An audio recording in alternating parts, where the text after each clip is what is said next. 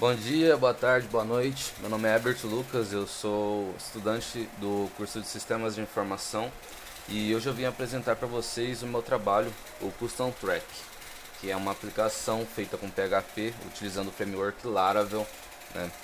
E ele é um gerenciador de produção.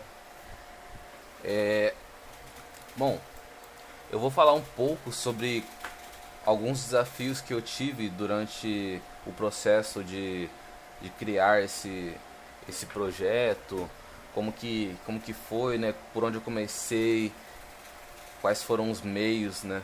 Eu postei tudo no meu GitHub aqui, se alguém quiser dar uma olhada também. O Soundtrack, que é um gerenciador de produção e vendas, né? Aí aqui tá algumas coisas, estão as imagens do projeto, os requisitos, né? Eu utilizei Materialize, Bootstrap para fazer as views, fazer as blades, né? MySQL, Champ, foram algumas das tecnologias que eu utilizei. Primeiro eu vou mostrar ele funcionando, né? Apresentar ele no geral, mostrar as funcionalidades, que está funcionando tudo certinho. Aí depois eu vou explicar como que eu fiz e como que eu cheguei a esse resultado, né? A primeira coisa que eu fiz foi as views, né? E depois eu comecei com a modelagem de banco de dados. Aqui tem um sistema de autenticação. Na verdade não é uma autenticação, né? Ele só recupera a sessão e exibe na tela, mas não, isso aqui não está sendo armazenado dentro do banco de dados nem nada. É só para deixar um pouco mais bonitinho, mais intuitivo, sabe? Mais decorado. É mais uma questão estética mesmo, até porque é um extra, né? Aí eu resolvi fazer assim só para deixar um pouquinho mais bonito, mas não tá tendo nenhuma autenticação aqui, né? Tipo, não tá tendo um cadastro. Tá só logar na sessão, né? Mas ó, eu digito meu nome aqui, não um enter, e ele vem aqui e recupera o meu nome. Bem-vindo, Herbert Lucas. Certo? Aí aqui tem 4 tabelas, certo? Dentre essas 4 tabelas, 3 estão relacionadas entre si, que são as tabelas pedidos, clientes e produtos.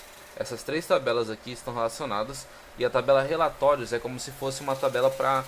Não é uma tabela, né, na verdade, mas é como se fosse uma página para postar anotações, textos, coisas assim, sabe? Que eu achei que seria interessante, né? Aqui, só voltando para home aqui tem uma imagenzinha aqui, né? Que mostra essa imagem aqui, eu peguei no FreePic, né? Mas diz um pouco sobre gerenciamento de produção, eu imagino, né? Eu acho que ficou bonitinho. Aí tem esse vamos lá aqui, se você clica ele vai para a página de clientes. E na página de clientes tem algumas funções, né? Tem um CRUD certinho de deletar, editar, criar, um botão que volta para home e um filtro de busca. O filtro de busca também é um extra, é uma coisa que não estava nos requisitos do trabalho, mas eu resolvi criar porque eu imaginei que seria muito útil, né? Agora imagina se você está fazendo gerenciador de produção para alguma empresa grande que tem vários clientes, né? Seria interessante criar um filtro de busca. E esse filtro de busca aqui, ele busca tanto por ID, nome, telefone, e-mail, CPF.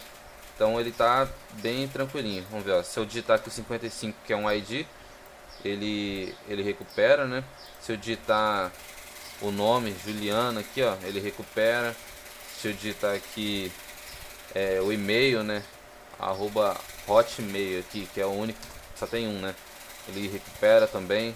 Ele tá editando também aqui o João Silva. Se eu colocar um Miguel Silva, ele edita aqui tranquilo, cadastra também, né?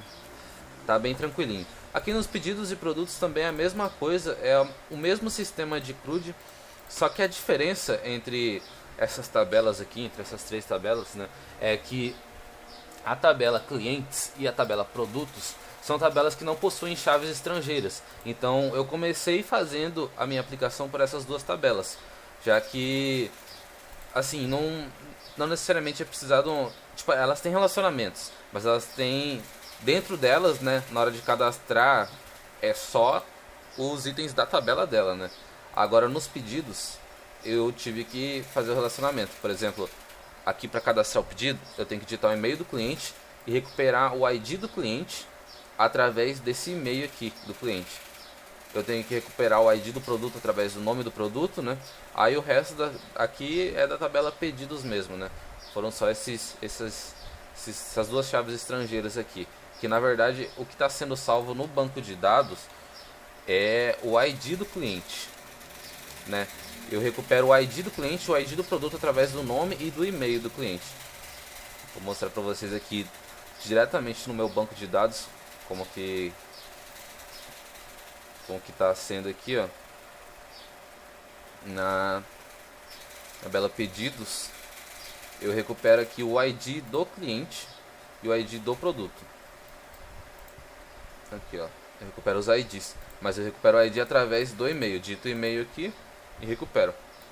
Aqui nos produtos, beleza. Aqui nos relatórios, ela não tem nenhum relacionamento com nenhuma dessas outras três tabelas. Eu acredito que poderia sim ter algum relacionamento, mas eu optei por deixar sem. E é um CRUD, sem sistema de busca também, né? Aqui você pode editar, né? Você pode colocar, sei lá, 12. Criar um novo relatório e não é bem uma tabela, né? Isso aqui eu pensei que seria meio que como se fosse para adicionar algum detalhe, sabe? Algum BO, alguma coisa. Meio que um bloco de anotações nos relatórios para adicionar alguma coisa a mais, né? Enfim, essa aqui é a parte do front-end e o jeito que está funcionando a minha aplicação, né? Tem um sistemazinho aqui de cadastro. Se você não colocar nada, ele só vai. Inicialmente o projeto era assim. Eu resolvi colocar isso daqui, ó, depois, no final do projeto. Foi uma das últimas coisas que eu fiz, né? Eu comecei fazendo o projeto com a modelagem de banco de dados. Então, assim, eu comecei com as migrations aqui. E a primeira tabela que eu criei foi a tabela clientes. É igual eu falei pra vocês agorinha há pouco, né? As primeiras tabelas que eu fiz foram as tabelas clientes e produtos, porque elas não recebem chaves estrangeiras, né? Eu comecei primeiro com a tabela clientes e depois eu fui para a tabela produtos. Aqui também tem a tabela pedidos. Você vê que aqui tem uma chave estrangeira chamada ID forma de pagamento, mas na verdade não tem nenhuma tabela chamada forma de pagamento. É que inicialmente na minha aplicação eu estava pensando em fazer uma tabela só para faturas. Eu queria que tivesse faturas aqui, enfim, mas eu acabei desistindo da ideia. Mas eu acho que seria interessante, né? Mas mesmo assim ainda utilizo essa variável aqui, né? Ela só não é uma chave assim estrangeira. Enfim, depois que eu fiz as migrations, eu comecei a fazer as views. Aqui eu criei a views de clientes, né? Eu criei duas views inicialmente, que era a view dos clientes Blade, que retorna apenas a tabela dos clientes, né? E depois eu criei a view de cadastro cliente, que é aquela página aqui, né? Eu fiz inicialmente essas duas páginas, essas duas views. E bom, a partir daí eu fui para o controller. Não, eu fui para as rotas, né? E aqui eu nomeei e defini as rotas, né? Aqui você pode ver que tem a rota clientes. Eu separei por grupos, né? Eu separei pelos grupos produtos, pedidos, relatórios, clientes, né? E dentro de cada grupo tem uma rota. Bom, quando eu defini todas as rotas, dei os nomes, nomeei, né? Name clientes e tal. Eu também chamei um método. E a partir daí eu comecei a mexer nos controllers. O primeiro método que eu chamei foi o método clientes, que apenas retornava a view clientes, certo? Retornava a minha blade aqui clientes. Aí depois eu fiz outro método para retornar a view cadastro clientes, que eu vou mostrar para vocês ali nos meus controllers, né? Que tá por ordem certinho as coisas que eu fiz. Primeiro eu fiz os clientes, depois eu fiz o retorno dos cadastros, certo? E depois eu fiz os métodos para salvar dentro do banco de dados, né? Vamos aqui nos controllers. O primeiro controller que eu comecei fazendo tá aqui, clientes controllers. Isso daqui, ó, do pedidos, eu tive que relacionar as duas, né? Depois, antes não tinha esse relacionamento entre clientes e pedidos dentro da tabela clientes. É porque aconteceu o seguinte erro. Eu fui tentar deletar um cliente aqui da tabela clientes, mas não, tipo, deu um erro na tabela pedidos, porque a tabela pedidos depende do cliente. Então eu tive que fazer a implementação de erros aqui, né? Ou seja, eu não posso deletar um cliente aqui da tabela clientes, sendo que o cliente está aqui na tabela pedidos, certo? Aí eu tive que fazer alguns ajustes. Por exemplo, aqui a gente tem um cliente chamado Catarina. Se eu tentar deletar aqui o cliente Catarina da tabela clientes, vai dar esse erro aqui, ó. Delete esse cliente da tabela pedidos antes de deletar aqui.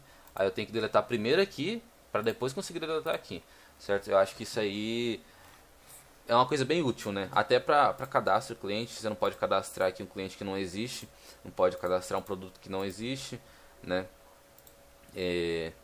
O Herbert Galeno aqui é um cliente que está cadastrado também, eu não posso deletar. Agora, se eu deletar aqui, eu posso deletar ali, certo? Bom, então, tive que fazer as implementações de erros também. Aqui são os dois primeiros métodos que só retornam as views. E depois eu fiz o método store, que é o método que armazena os dados dentro do banco de dados. Como que eu fiz o método store dos clientes? Aqui tem um formulário, certo? E dentro da Blade eu recuperei todos os parâmetros desse formulário utilizando o request. Aqui, como vocês podem ver, tem a variável request, que ela vai recuperar todos os parâmetros aqui e vai salvar dentro da tabela clientes. Aqui, ó, eu estou chamando a tabela clientes e estou criando aqui, ó, salvando todos os parâmetros do request. E depois eu dou um redirect para a minha tabela clientes, né? Automaticamente. Vou até salvar um aqui.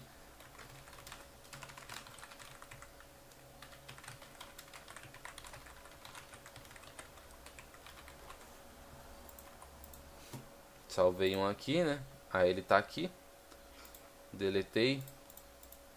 Bem tranquilinho. Certo. Aí a próxima função que eu fiz foi a função de listar os clientes. Como que eu fiz essa função? Eu recuperei os parâmetros da tabela clientes aqui, utilizando o Eloquent, né? Eu recuperei todos os parâmetros e retornei a view clientes. Depois disso, eu fui lá na Blade e dei um for each e fui TD por TD, né? Coluna por coluna, fui acrescentando manualmente os usuários, né? O nome ID. Eu fui acrescentando aqui o ID do pedido, etc. Aqui eu vou até mostrar para vocês aqui. Aqui eu dei um for each, chamei a tabela clientes e fui passando os names e os IDs, né, de cada coluna. Aqui, para fazer o método de edição, foi um pouquinho mais complexo porque eu tive que chamar duas funções. Eu tive que chamar uma função para recuperar os parâmetros e depois eu tive que chamar outra função para salvar os parâmetros. Eu filtrei por ID, certo? Porque eu tenho que recuperar o ID aqui em cima, ó. Se vocês veem, eu estou recuperando o ID quando eu clico ali, ó, edit cliente /34/51 ali. Tá vendo que aqui, ó, que tá salvando, recuperando o ID. Aí um método ele recupera os parâmetros e o outro método ele salva o request. O método de salvar é parecido com o método store. Eu vou apenas salvar os parâmetros que são enviados do formulário através do request. E o método de recuperar os parâmetros é um pouco parecido com o método de listar. Eu recupero os parâmetros e ao invés de listar na tabela em si, eu listo direto no formulário, dentro do value. É a function delete, né? Que eu deleto por ID também, eu tenho que recuperar o ID. Você vê que eu estou passando aqui o ID do cliente como parâmetro para recuperar. Também na função de deletar, de editar, também tudo estou passando como parâmetro, porque eu quero fazer uma filtragem por ID, né? Mas Antigamente, assim, nos primórdios do meu projeto, eu não tinha feito isso daqui que eu fiz na minha função de delete. Eu tinha só um cliente delete filtrando por ID. Ou seja, se eu deletasse aqui, ó, ele só deletava direto. Aí o que acontecia? Dava erro na tabela pedidos, porque eu não posso deletar um cliente aqui, sendo que tem um cliente cadastrado dentro da tabela pedidos, né? Então eu fiz eu criei uma variável chamada clientes associados e chamei a tabela pedidos para verificar. Dei um where, né? E verifiquei se a variável ID cliente está sendo utilizada, né? Se ela estiver sendo utilizada, né? Eu fiz um if aqui. Se os clientes associados forem maior do que zero, aparece uma mensagem de erro. Se não, ele pode prosseguir e dar um cliente delect e retornar para a roda dos clientes. E aqui a function search foi a última função que eu implementei no meu projeto inteiro em si, né? Foi uma das últimas coisas que eu fiz no meu projeto. Que eu particularmente achei que fosse dar um pouquinho mais de trabalho, mas na verdade foi bem fácil. Eu criei um pequeno formulário aqui e, assim, um formulário bonitinho, eu achei, né? Eu utilizei o Bootstrap para fazer esse formulário. E é o seguinte, aqui nesse formulário ele vai salvar um request e eu criei uma rota para esse formulário dentro do, ó, eu vou mostrar para vocês aqui, né? Eu criei uma rota aqui para o search, nomeei de clientes.search, e essa rota aqui está chamando um método, que é o método search, dentro do meu controller. Dentro do meu controller tem aqui um método search, e o que esse método search faz? Ele tem uma variável chamada search e ele recupera o request e salva dentro dessa variável search. Aí depois disso eu faço uma filtragem, né?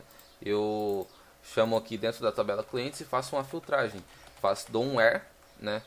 E chamo uma função que recupera todos os dados, né? Com um where. Eu posso recuperar pelo nome do cliente, pelo CPF, telefone, e-mail, ID cliente. E aqui eu coloquei essas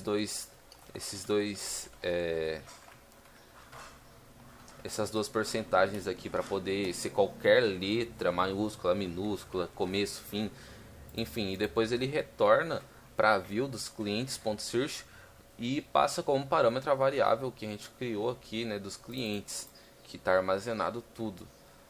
Mas enfim, eu achei bem tranquilinho de fazer, na verdade, foi bem de boa. E é a mesma coisa aqui para os pedidos e para os produtos. Na verdade, para os pedidos dá um pouquinho mais de trabalho porque a tabela pedidos ela é composta por chaves estrangeiras também, né?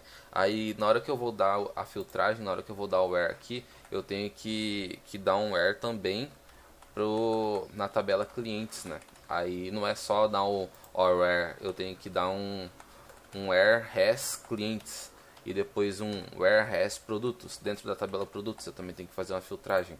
Literalmente tudo relacionado aos bancos de dados, relacionamentos, enfim, você mexe nas models, né? E no começo eu sofri um pouco, tive alguns erros, até porque para salvar, por exemplo, a variável dos clientes de ID, né? ID clientes, ID pedidos e ID produtos, eu salvei como ID pedido, ID clientes e ID produtos. E o Laravel, por padrão, ele pressupõe que a variável ID se chama apenas ID. Então estava tendo um pouco de problema para conseguir salvar os dados no começo, né? Eu tive que declarar aqui dentro da model que a minha primary case se chamava ID underline cliente e não apenas ID. Eu também tive que deixar esse timestamps falso aqui porque eu optei por não deixar assim data de criação nem data de update, porque assim, só para preservar um pouco o visual clean, mas eu acredito que seria bem útil, na verdade, deixar na data de criação, né? Aqui tem o relacionamento das tabelas, aqui nos pedidos também, né?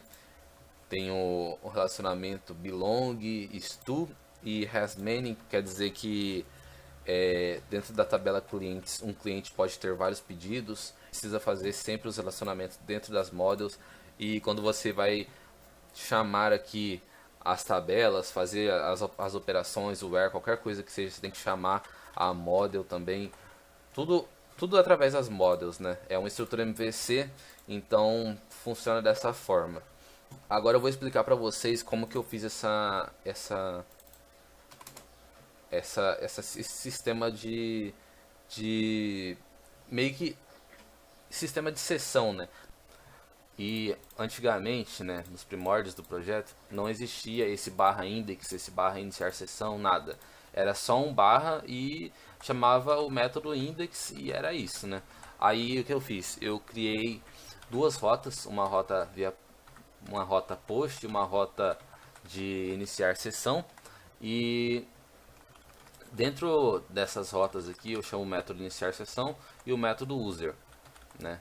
O método user, ele recupera o parâmetro desse formulário aqui através do request. É um formuláriozinho, eu recupero o parâmetro, e o método iniciar sessão salva esse user, esse request, né?